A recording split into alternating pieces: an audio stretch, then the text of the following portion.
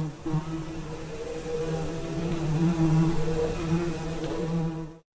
everyone, welcome back to It's Just Queen Bee's Thoughts. I'm your host, Queen Bee, and today we're going to be discussing something that's often difficult to talk about, but incredibly important.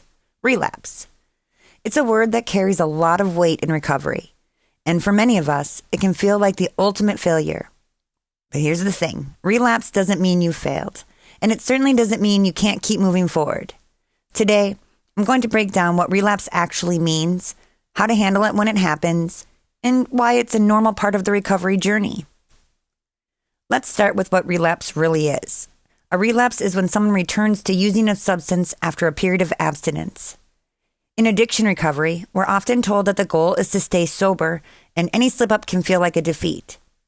But the reality is that relapse is a common part of recovery, especially early on. It's not a sign of weakness or failure. It's a part of the process. Just like in other chronic conditions where people have flare-ups, relapse can be a symptom of the ongoing battle with addiction. Relapse doesn't erase all the progress you've made. It doesn't mean all the hard work you've done up to that point is wasted. It simply means that your recovery requires some reassessment and adjustment. So why does relapse happen? There are a lot of reasons. Sometimes it's triggered by stress, emotional pain, or feeling overwhelmed. Other times, it might be due to overconfidence, thinking you've beaten the addiction and letting your guard down. Whatever the reason, it's important to understand that addiction is a complex, multifaceted disease. It's not just about willpower or self-control. The brain, especially after prolonged drug use, has been rewired in ways that makes relapse more likely. There are emotional, mental, and even physical factors at play.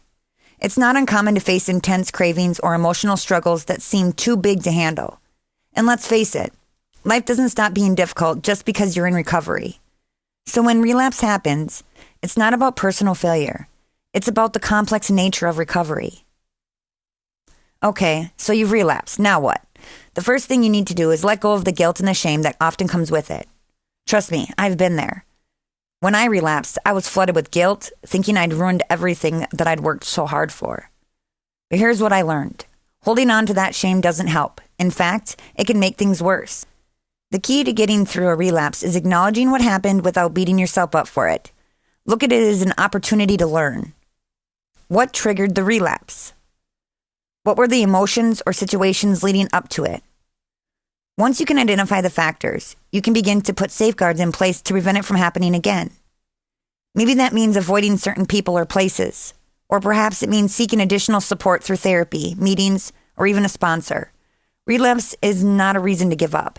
It's a reason to reassess your strategy and strengthen your commitment. Now, something that's important to clarify is the difference between a slip and a full relapse. A slip is when you use a substance once, but then immediately get back on track. A relapse, on the other hand, is a return to old patterns of substance use. But even in the case of a full relapse, you still have the power to get back on track. It's never too late. The important thing is to stop the cycle as soon as you can. It's easy to think, well, I already messed up, so what's the point? That mindset can lead to a downward spiral. Instead, try to view every day as a new opportunity to make better choices. Each day sober is a victory, no matter what happened yesterday. I want to emphasize that relapse is not the end of your recovery journey. It's part of it.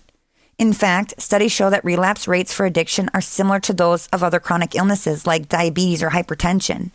That means you're not alone, and more importantly, you're not a failure for relapsing. Think of recovery as a learning process. You're going to have setbacks, but those setbacks don't define you. What defines you is your ability to pick yourself up and keep going. Relapse is a sign that you may need more support or to adjust your approach. But it doesn't mean you're starting from zero.